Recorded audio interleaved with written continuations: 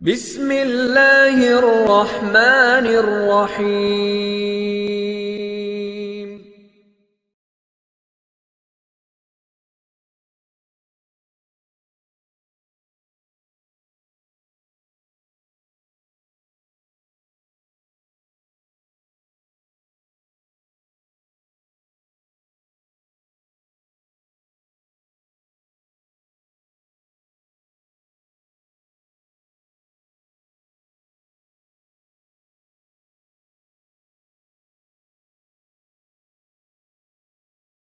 السلام علیکم ورحمۃ اللہ وبرکاتہ۔ الحمدللہ نحمده ونستعینه ونستغفره ونؤمن به ونتوکل علیہ ونعوذ باللہ من شرور انفسنا ومن سیئات اعمالنا، من يهده الله فلا مضل له ومن يضلله فلا هادي له، ونشهد أن لا إله إلا الله وحده لا شريك له، ونشهد أن سيدنا ونبينا ومولانا محمدا عبده ورسوله، أما بعد فيا معشر الإخوان، قال الله تعالى في القرآن المجيد والفرقان الحميد: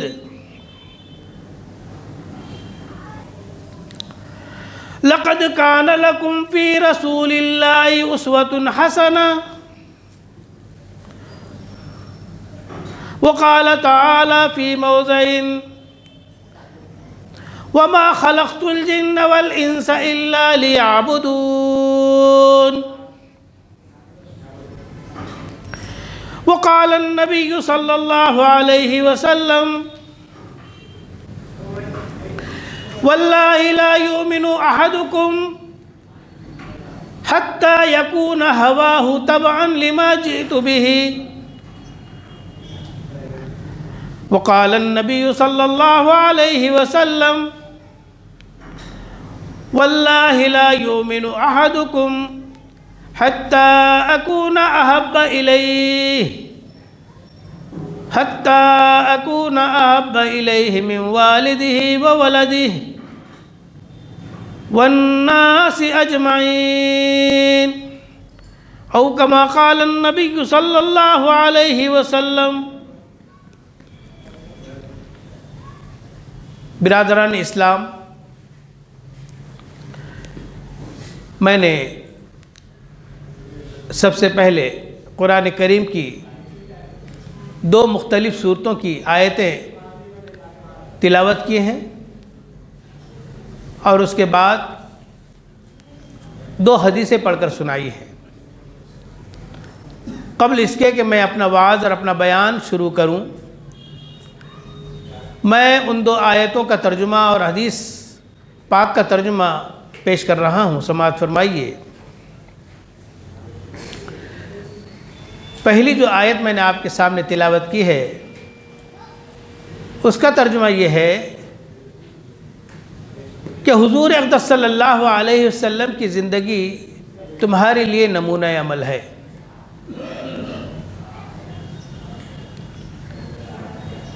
اور دوسری آیت میں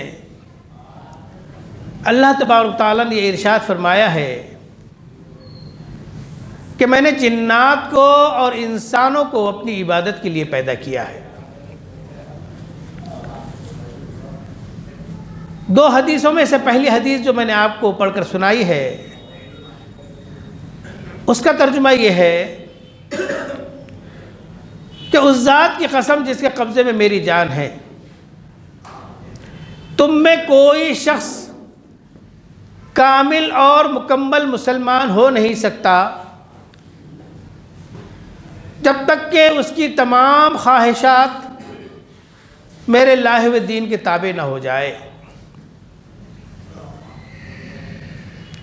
دوسری حدیث کا ترجمہ یوں ہے کہ حضور اقدس صلی اللہ علیہ وسلم نے ارشاد فرمایا کہ اس ذات کی قسم جس کے قبضے میں میری جان ہے، تم میں کوئی شخص کامل اور مکمل مسلمان ہو نہیں سکتا جب تک کہ میں اس کے نزدیک سب سے زیادہ عزیز اور محبوب نہ ہو جاؤں،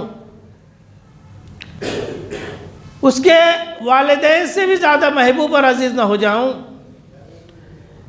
اس کی اولاد سے بھی زیادہ محبوب اور عزیز نہ ہو جاؤں، اور دنیا کے تمام لوگوں سے زیادہ محبوب اور عزیز نہ ہو جاؤں۔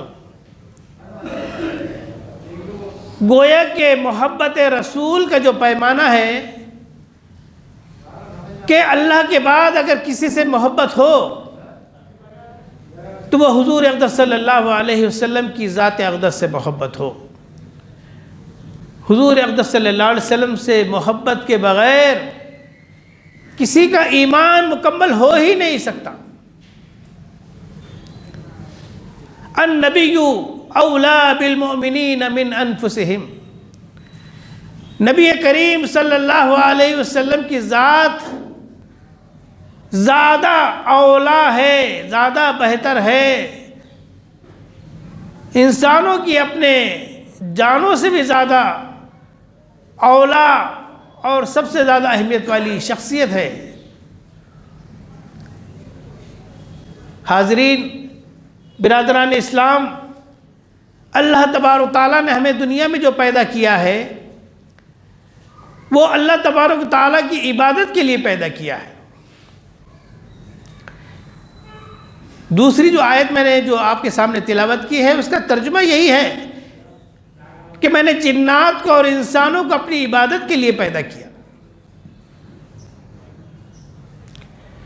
حدیث پاک میں آتا ہے ان الدنیا خلقت لکم وما خلقتم للدنیا بل انکم خلقتم للآخرہ، یہ ساری کی ساری دنیا تمہارے لیے پیدا کی گئی ہے، یہ ساری کی ساری دنیا اور دنیا کی ساری چیزیں تمہارے لیے پیدا کی گئی ہیں۔ وما خلقتم للدنیا، اور تم دنیا کے لیے پیدا نہیں کیے گئے ہو،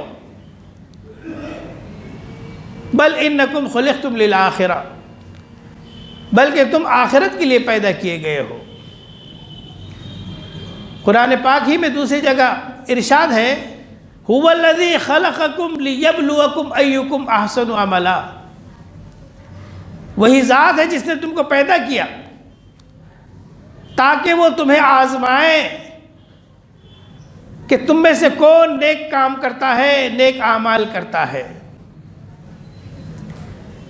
اللہ تبارک تعالیٰ نے ہمیں جو زندگی عطا کی ہے یہ اللہ تبارک تعالیٰ کی عبادت کے لیے، اس کی تابعداری کے لیے، اس کی فرما برداری کے لیے، اس کے احکامات پر عمل پیرا ہونے کے لیے، نہ تو زمین کے لیے ہے نہ آسماں کے لیے، نہ تو زمین کے لیے ہے نہ آسماں کے لیے، جہاں ہے تیرے لیے تو نہیں جہاں کے لیے۔ انما هذه الحیات الدنیا متاع والآخرۃ ہی دار القرار، در حقیقت یہ دنیاوی زندگی چند روزہ فائدہ اٹھانے کی جگہ ہے، آخرت آنے والی زندگی یہ ہمیشہ ہمیشہ رہنے والی زندگی ہے۔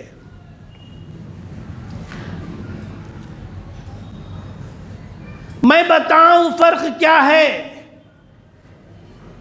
دنیا و آخرت میں بتاؤں فرق کیا ہے دنیا و آخرت میں، یہ خواب وہ حقیقت، یہ خواب وہ حقیقت، یہ شام وہ سحر ہے۔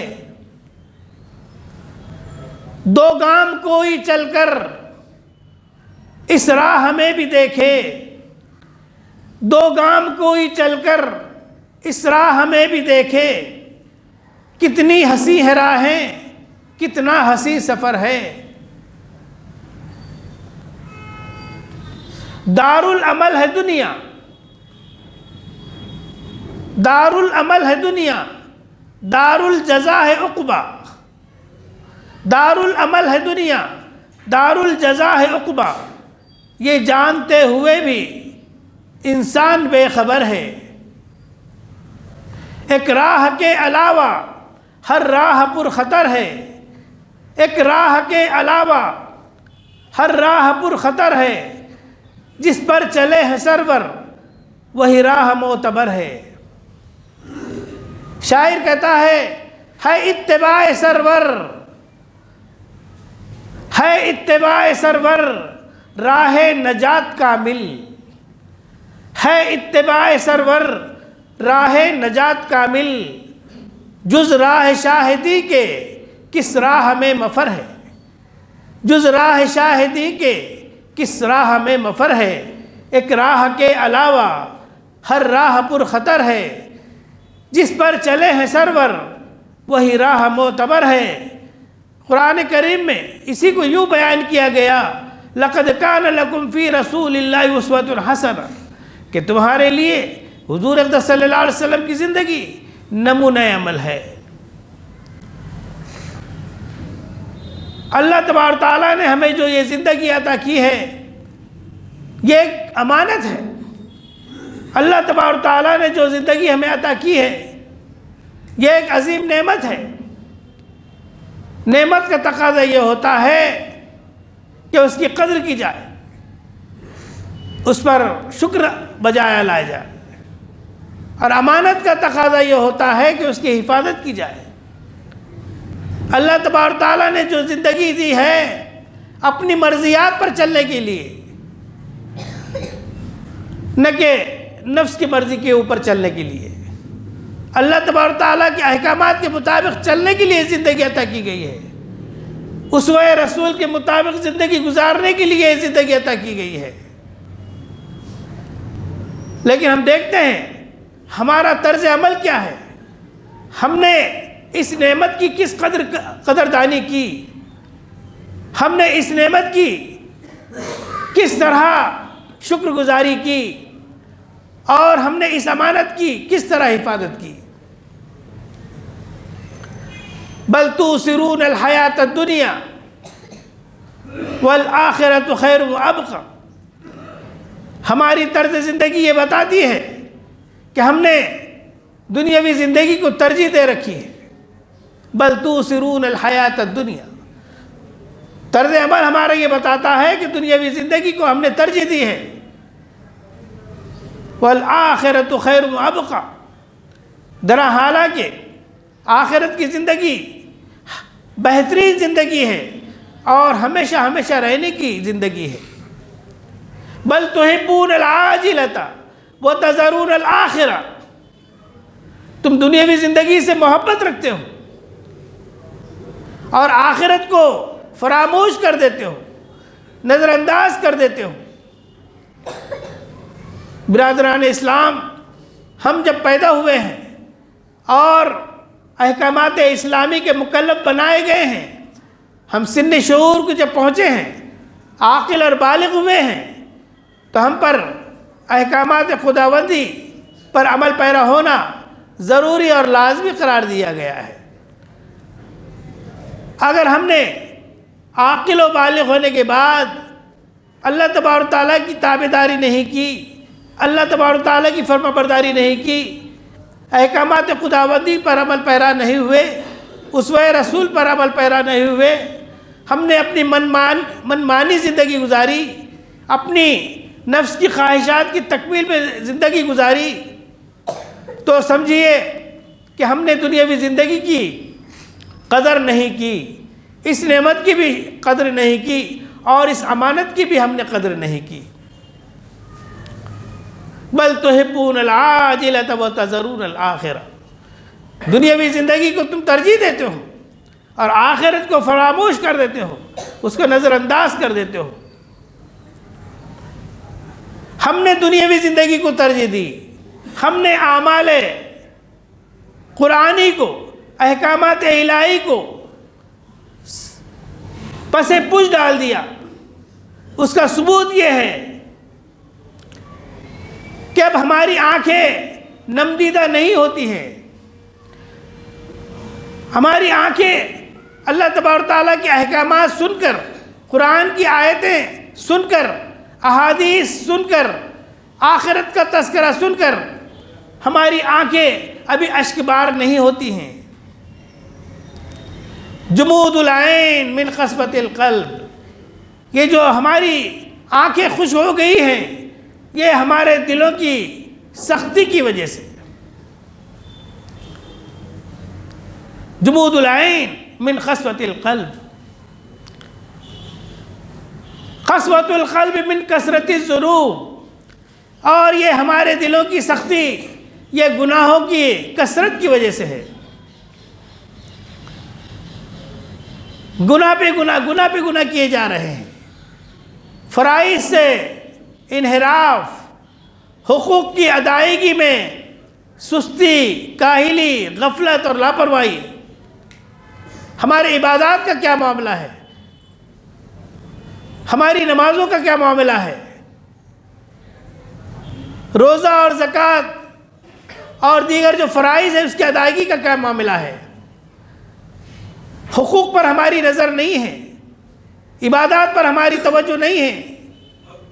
اللہ کے جو حقوق ہیں، اللہ کے حقوق کے بعد بندوں کے جو حقوق ہیں، وَقَضَىٰ رَبُّكَ أَلَّا تَعْبُدُوا إِلَّا إِيَّاهُ وَبِالْوَالِدَيْنِ إِحْسَانًا إِمَّا يَبْلُغَنَّ عِندَكَ الْكِبَرَ أَحَدُهُمَا أَوْ كِلَاهُمَا فَلَا تَقُل لَّهُمَا أُفٍّ وَلَا تَنْهَرْهُمَا وَقُل لَّهُمَا قَوْلًا كَرِيمًا۔ اللہ تبارک تعالیٰ نے سورہ بنی اسرائیل میں جہاں کہیں اپنی عبادت کا حکم دیا، اس کے معنی بعد والدین کے ساتھ اچھے برتاؤ کا حکم دیا، وَبِالْوَالِدَيْنِ إِحْسَانًا، اور بڑے وضاحت کے ساتھ اور بڑی تفصیل کے ساتھ والدین کے ساتھ اچھا سلوک کرنے کا حکم دیا۔ تو ہمارا والدین کے ساتھ طرز عمل کیا ہے؟ ہمارے رشتہ داروں کے ساتھ کیا برتاؤ ہے؟ ان کے ساتھ ان کے حقوق کی ادائیگی کا کیا معاملہ ہے؟ رشتہ داروں اور پڑوسیوں کے ساتھ کیا معاملہ ہے؟ ہمارے اخلاق، حضور اکرم صلی اللہ علیہ وسلم نے ارشاد فرمایا بُعِثْتُ لِأُتَمِّمَ مَكَارِمَ الْأَخْلَاقِ، کہ میں اس لیے بھیجا گیا ہوں تاکہ اچھے اخلاق کی تکمیل کر سکوں۔ حضور اکرم صلی اللہ علیہ وسلم نے ارشاد فرمایا إِنَّ أَثْقَلَ شَيْءٍ يُوضَعُ فِي مِيزَانِ يَوْمِ الْقِيَامَةِ خُلُقٌ حَسَنٌ، کہ سب سے زیادہ وزنی اور بھاری چیز قیامت کے دن نامہ اعمال کے ترازو میں جو ہوگی وہ اخلاق حسنہ ہوگی۔ اور اخلاق حسنہ کی تعریف کی گئی ہے کہ اخلاق حسنہ اسے کہتے ہیں کہ تم معاف کرو اس شخص کو جو تم پر ظلم کرے، اور عطا کرو اس شخص کو جو تم کو محروم کرے، اور رشتہ ناتا جوڑو اس شخص سے جو تم سے رشتہ ناتا توڑے۔ اسی طریقے سے بہت ساری بد اخلاقیوں سے روکا گیا ہے۔ وَلَا تَجَسَّسُوا وَلَا تَحَسَّسُوا وَلَا تَبَاغَضُوا وَلَا تَدَابَرُوا وَكُونُوا عِبَادَ اللَّهِ إِخْوَانًا، آپس میں ایک دوسرے کی ٹوہمیں نہ لگو، تجسس نہ کرو، ایک دوسرے سے نفرت نہ کرو، ایک دوسرے سے حسد نہ کرو، اور ایک دوسرے کی غیبت نہ کرو۔ وَلَا يَغْتَبْ بَعْضُكُمْ بَعْضًا، تم میں کوئی کسی کی غیبت نہ کرے۔ أَيُحِبُّ أَحَدُكُمْ أَن يَأْكُلَ لَحْمَ أَخِيهِ مَيْتًا فَكَرِهْتُمُوهُ، کہ تم میں کوئی اس بات کو پسند کرے گا کہ وہ اپنے مرے ہوئے بھائی کا گوشت کھائے۔ غیبت یعنی کسی کے پیٹھ پیچھے برائی کرنے کا یہ جو رجحان ہے ہمارے عوام میں بھی ہے، ہمارے خواص میں بھی ہے، نجی محفلوں میں بھی ہے، خاص محفلوں میں بھی ہے، ہمارے مجلسوں میں ہے، ہمارے گھروں میں ہے، ہمارے معاشرے میں ہے۔ ہم دیکھتے ہیں 2-3 لوگ اگر جمع ہو گئے تو گویا کہ پیٹھ پیچھے برائی کرنا شروع کر دیے۔ صراحت کے ساتھ یہ حکم ہے وَلَا يَغْتَبْ بَعْضُكُمْ بَعْضًا، کوئی کسی کی غیبت نہ کرے، کوئی کسی کے پیٹھ پیچھے برائی نہ کرے۔ یحب احدکم ان یاکل لحم اخیہ میتا، کیا کوئی تمہارے میں سے کوئی اس بات کو پسند کرے گا کہ وہ اپنے مرے ہوئے بھائی کا گوشت کھائے؟ غیبت کرنا، پیٹھ پیچھے برائی کرنا، گویا کہ ایسا ہے جیسے کہ انسانی گوشت کا کھانا، انسانی گوشت کا کھانا حرام ہے، اور وہ بھی مرا ہوا انسان۔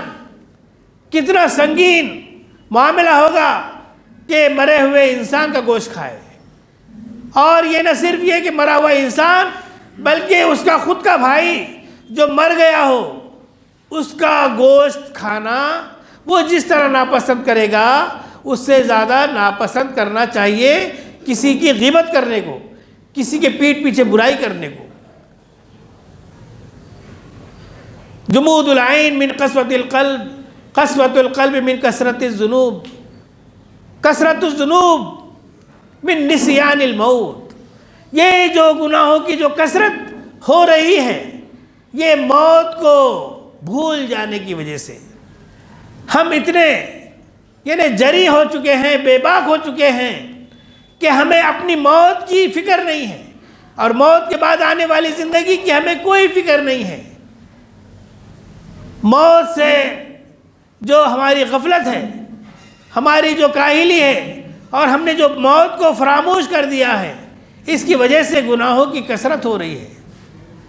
اور کہتے ہیں کہ نسیان الموت من طول العمل، یہ جو موت کو ہم بھول گئے ہیں ہماری لمبی لمبی خواہشات کی وجہ سے، ہماری لمبی لمبی آرزوؤں کی وجہ سے۔ ہزاروں خواہش ایسی کہ ہر خواہش پہ دم نکلے، بہت نکلے میرا ارماں، پھر بھی کم نکلے۔ کہ نہیں، انسانوں کی جو خواہشات کی ایک لمبی فہرست ہے، وہ لمبی فہرست خواہشات کی کبھی ختم نہیں ہوتی ہے۔ خواہشات کی اسی لمبی فہرست کی وجہ سے ہم موت کو بھول چکے ہیں۔ اور کہتے ہیں کہ یہ خواہشات کی جو لمبی فہرست ہے اور بڑی بڑی جو خواہشات ہیں، یہ جو عادت ہے، یہ حب الدنیا، طول العمل من حب الدنیا، کہ دنیاوی محبت ہمارے اندر جاگزی ہو گئی ہے، اور جہاں دنیا کی محبت جاگزی ہوتی ہے وہاں پر بہت ساری برائیاں پیدا ہوتی ہیں، اور یہ ساری کی ساری برائیاں خواہشات کی ایک لمبی فہرست، موت کا فراموش کر دینا، اور دلوں کا سخت ہو جانا، اور آنکھوں کا خشک ہو جانا، یہ ساری کی ساری جو چیزیں ہو رہی ہیں یہ دنیاوی چیزوں سے اور دنیا کی محبت سے۔ اور سب سے پہلے میں نے آپ کے سامنے جو تلاوت کی ہے، آیت تلاوت کی ہے، کہ وہ اس کا ترجمہ یہ ہے کہ اس وقت تک کہ کوئی شخص کامل اور مکمل مسلمان ہو نہیں سکتا جب تک کہ حضور اقدس صلی اللہ علیہ وسلم کی ذات گرامی اس کے نزدیک سب سے زیادہ محبوب نہ ہو جائے، سب سے زیادہ عزیز نہ ہو جائے۔ صراحت کے ساتھ قرآن کریم میں کہا گیا ہے، قل ان کان آباؤکم، کہہ دیجئے اے محمد صلی اللہ علیہ وسلم، اگر تمہیں تمہارے آبا و اجداد سب سے زیادہ عزیز ہیں، او ابناؤکم، اور تمہارے اولاد، تمہاری اولاد تمہیں سب سے زیادہ عزیز ہیں،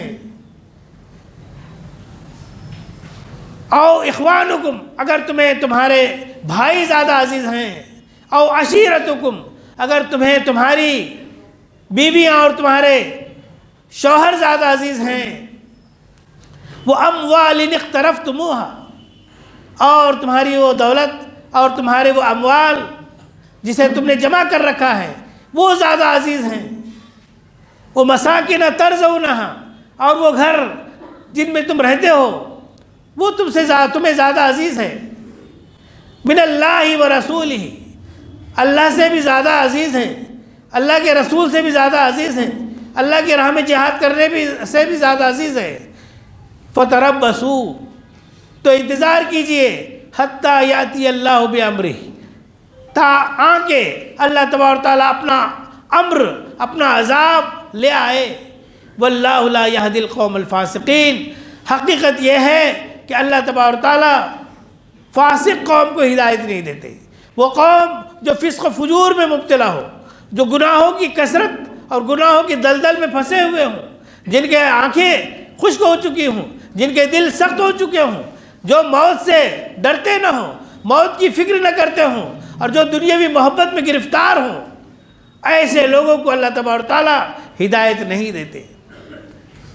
بہرحال ہدایت کا سرچشمہ قرآن کریم ہے، اور حضور اقدس صلی اللہ علیہ وسلم نے زندگی کے آخری دور میں، عمر کے آخری حصے میں ارشاد فرمایا تھا، ترکت فیکم امرین، میں تمہیں دو چیزیں چھوڑے جا رہا ہوں، لن تضلوا ما تمسکتم بہما، تم کبھی بھی راہ سے گمراہ نہیں ہو سکو گے جب تک کہ تم ان دونوں چیزوں کے مضبوطی سے تھامے رہو گے، ایک کتاب اللہ و سنت رسول ہی، ایک اللہ کی کتاب ہے اور ایک سنت رسول ہے۔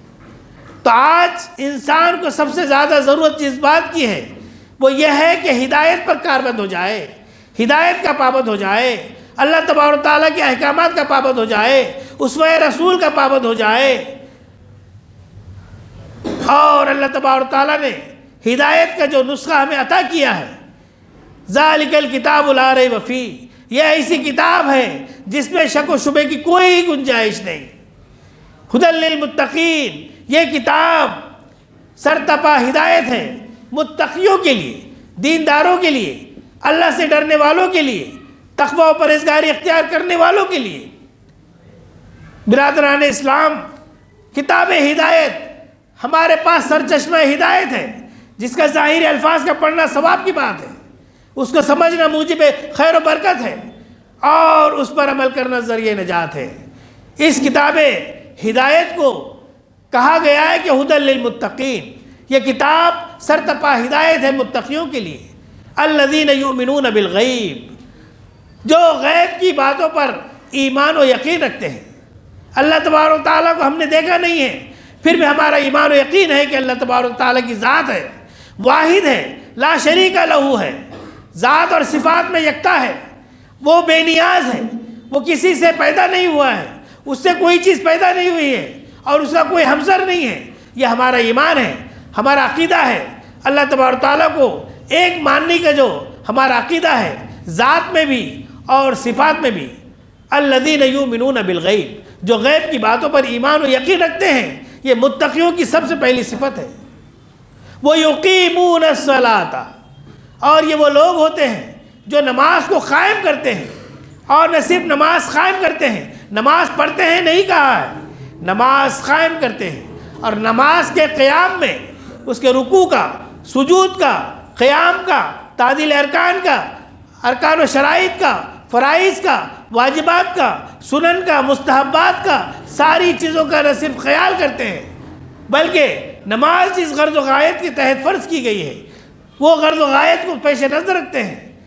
سب سے زیادہ غرض و غایت اور اس کی جو اہمیت بیان کی گئی ہے، اور اس کا جو مقصد عظیم بیان کیا گیا ہے، ان الصلاۃ تنہی عن الفحشاء والمنکر، کہ بے شک نماز تمام بے حیائی اور بری باتوں سے روکتی ہے۔ تو ہماری نمازیں، ہماری نمازوں کا کیا حال ہے؟ ہمیں یہ پرکھنا چاہیے، ہمیں جانچنا چاہیے کہ کیا ہماری نمازیں واقعتاً ایسی نمازیں ہیں جو ہمیں برائیوں سے روک رہی ہیں، بے حیائیوں سے روک رہی ہیں۔ ایسا نہ ہو کہ نمازیں بھی چالو ہیں، نمازیں بھی جاری ہیں، اور بے حیائی اور بری باتیں بھی جاری ہیں۔ اگر ہم نماز بھی پڑھتے ہیں اور برے کام بھی کرتے ہیں، رشوت بھی کھاتے ہیں، سود بھی کھاتے ہیں، جھوٹ بھی بولتے ہیں، نماز فجر بھی چھوڑتے ہیں، غیبت بھی کرتے ہیں، چغل خوری بھی کرتے ہیں، بہتان بھی لگاتے ہیں، اور بہت سارے جو گناہ کے کام ہیں وہ بھی کرتے ہیں، اور نماز ہی پڑھتے ہیں، تو گویا کہ ہم نماز نہیں پڑھتے ہیں، اور ہم نماز کے فائدے کو حاصل کرنے میں یکسر ناکام ثابت ہوئے ہیں۔ نماز تو وہی نماز قابل قبول ہے جو انسان کو بے حیائی سے روکے، بری باتوں سے روکے، مال حرام سے روکے، مال ایسی تجارت سے روکے جو انسان کو حرام کی طرف لے جاتی ہو، سود سے، رشوت سے، اور بہت ساری برائیوں سے روکتے ہے، تو ہی نماز قابل قبول ہے۔ ان الصلاۃ تنہی عن الفحشاء والمنکر ومما رزقناہم ينفقون، تیسری صفت متقیوں کی یہ بیان کی گئی ہے کہ جو کچھ ہم نے دیا ہے وہ اس میں سے خرچ کرتے رہتے ہیں۔ اگر ہم صاحب حیثیت ہیں، مالک نصاب ہے، زکوٰۃ ہم پر فرض ہے، تو ہم اللہ کی راہ میں زکوٰۃ دیتے ہیں، 40واں حصہ جیسا کہ وہ زکوٰۃ کے موقع پہ انشاءاللہ بیان کیا جائے گا. لیکن کوئی صاحب حیثیت نہیں ہے، مالک نصاب نہیں ہے، لیکن جو کچھ بن پڑتا ہے وہ اللہ کی راہ میں خرچ کرتے ہیں. جس طرح کہ یہاں پر بہت سارے امور اللہ کے راہ میں کیے جاتے ہیں. یہاں پر یتیموں، غربا، فقراء اور مساکین اور جو محتاج ہیں، جو پریشان حال ہیں، جو مسافر ہیں اور بیماروں کے لیے جو یہاں دیکھنے کے لیے آتے ہیں اور مسافرانہ زندگی گزارتے ہیں، ان کے نہ کھانے پینے کا انتظام ہوتا ہے اور نہ بہت ساری ضروریات زندگی کا انتظام ہوتا ہے. کہ مسجد جمیل بیگ اور یہاں کے ذمہ دار ان کی ضرورتوں کو پوری کرنے کی کوشش کرتے ہیں، بھوکوں کو کھانا کھلاتے ہیں اور محتاجوں کو ان کی تنگ دستی اور مجبوری اور پریشانی کو دور کرنے کی کوشش کرتے ہیں. دوا کا، علاج کا، اناج کا، غذا کا، خوراک کا اور کھانے کا اور رہنے کا یہ انتظام کرتے ہیں. تو یہ متقیوں کی صفات میں سے ایک صفت ہے، وہ مما رزقناہم ينفقون. جو کچھ ہم نے دیا ہے وہ اللہ کی راہ میں خرچ کرتے رہتے ہیں. مسافروں کے لیے، غربا کے لیے، فقراء کے لیے، مساکین اور بے بس اور پریشان حالوں کے لیے وہ جو کچھ بن پڑتا ہے اللہ کی راہ میں خرچ کرتے ہیں. والذین یؤمنون بما انزل الیک. اور یہ چوتھی صفت بیان کی گئی ہے متقیوں کی کہ یہ وہ لوگ ہوتے ہیں جو ایمان و یقین رکھتے ہیں اس کتاب پر جو آپ پر نازل ہوئی، قرآن مجید. وما انزل من قبلک، اور قرآن مجید سے پہلے جو آسمانی کتابیں نازل ہوئی اس پر بھی وہ ایمان و یقین رکھتے ہیں. تورات پر بھی ایمان ہے، زبور پر بھی ایمان ہے، انجیل پر بھی ایمان ہے، صحف ابراہیم پر بھی ایمان ہے اور بہت سارے صحیفوں پر جو انبیاء پر مختلف دوروں میں نازل ہوئے اس پر ایمان رکھتے ہیں. وبالآخرۃ ھم یوقنون. آخری صفت متقیوں کی یہ ہوتی ہے کہ وہ آخرت کے دن پر ایمان و یقین رکھتے ہیں. اولئک علی ھدی من ربہم. یہی وہ لوگ ہیں جو اپنے رب کی طرف سے ہدایت پر ہیں. وَأُولَئِكَ هُمُ الْمُفْلِحُونَ. اور یہی لوگ دنیاوی زندگی میں بھی کامیابی اور کامرانی اختیار کرنے والے ہیں اور آخرت میں بھی وہ کامیاب و کامران ہونے والے ہیں. بہرحال کتاب ہدایت کو سرچشمہ ہدایت سمجھتے ہوئے ہمارے لیے ضروری ہے کہ ہم قرآن مجید کی تلاوت کا اہتمام کریں، اس کو بامعنی اور مطلب کے ساتھ پڑھنے کی کوشش کریں، کیونکہ قرآن کریم کے ظاہری الفاظ کو پڑھنا ثواب کی بات ہے، اس کو سمجھنا موجب خیر و برکت ہے اور اس پر عمل کرنا ذریعہ نجات ہے. اور یہ قرآنی نسخہ ہے. فمن تبع ہدایا فلا یضل ولا یشقی. جو کوئی اس کتاب ہدایت کو اپنی زندگی میں لے آئے گا اور کتاب ہدایت کی اتباع اور پیروی کرے گا تو ایسا شخص دنیاوی زندگی میں کبھی بھی نہ ہی گمراہ ہوگا اور نہ ہی کبھی محروم ہوگا. وَمَنْ أَعْرَضَ عَنْ ذِكْرِي فَإِنَّ لَهُ مَعِيشَةً ضَنْكًا. جو کوئی اس کتاب ہدایت سے سر منہ انحراف کرے گا، اعراض کرے گا، روگردانی کرے گا، نہ صرف اس کی تلاوت بھی نہیں کرے گا، اس کو سمجھنے کی کوشش بھی نہیں کرے گا اور اس کے احکامات پر عمل کرنے کا سوچے گا نہیں. فَمَنْ أَعْرَضَ عَنْ ذِكْرِي فَإِنَّ لَهُ مَعِيشَةً ضَنْكًا. جو کوئی اس کتاب ہدایت سے منہ موڑے گا تو اس کی زندگی تنگ کر دی جائے گی. اور حقیقت میں جو لوگ کتاب ہدایت کو سرچشمہ ہدایت سمجھتے ہیں، اس پر عمل پیرا ہوتے ہیں، اللہ کے حقوق کو ادا کرتے ہیں، عقائد صحیح کرتے ہیں، اعمال صحیح کرتے ہیں اور حقوق اللہ کی پامالی نہیں کرتے، حقوق اللہ کی ادائیگی پر عمل پیرا ہوتے ہیں، والدین کے حقوق ادا کرتے ہیں، رشتہ داروں کے حقوق ادا کرتے ہیں، پڑوسیوں کے حقوق ادا کرتے ہیں اور نجی معاملہ ہو، ملی معاملہ ہو، انفرادی معاملہ ہو اور زندگی کا کوئی کام ہو اس کو اسوہ رسول کے مطابق اگر گزارتے ہیں اور حضور صلی اللہ علیہ وسلم کی زندگی کے مطابق عمل کرتے ہیں تو انشاءاللہ ایسے لوگ دنیاوی زندگی میں بھی کامیاب و کامران ہوں گے اور آخرت میں بھی کامیابی و کامرانی ان کے قدم چومے گی. حق پر ہو تو جینے کا سامان بہت ہے، حق پر ہو تو جینے کا سامان بہت ہے، دین سے جو دور ہے پریشان بہت ہے. حق پر ہو تو جینے کا سامان بہت ہے، دین سے جو دور ہے پریشان بہت ہے. ڈھونڈو نہ کامیابی کا کوئی اور طریقہ، ڈھونڈو نہ کامیابی کا کوئی اور طریقہ، انسان کی ہدایت کے لیے قرآن بہت ہے۔ قرآن کے پارے پارے میں ایمان و عمل کا نعرہ ہے۔ قرآن کے پارے میں ایمان و عمل کا نعرہ ہے۔ ایمان و عمل تو دور ہوا، قرآن کی تلاوت بھول گئے۔ ہیں فلم کے گانے ورد زباں، ہے فلم کے گانے ورد زباں، ایک آیت قرآن یاد نہیں، ایک لفظ شریعت یاد رہا، احکام شریعت بھول گئے، احکام شریعت بھول گئے۔ اخلاق کا شیشہ چور ہوا، انصاف دلوں سے دور ہوا۔ اخلاق کا شیشہ چور ہوا، انصاف دلوں سے دور ہوا۔ اللہ کی شکایت یاد رہی اور اپنی شرارت بھول گئے۔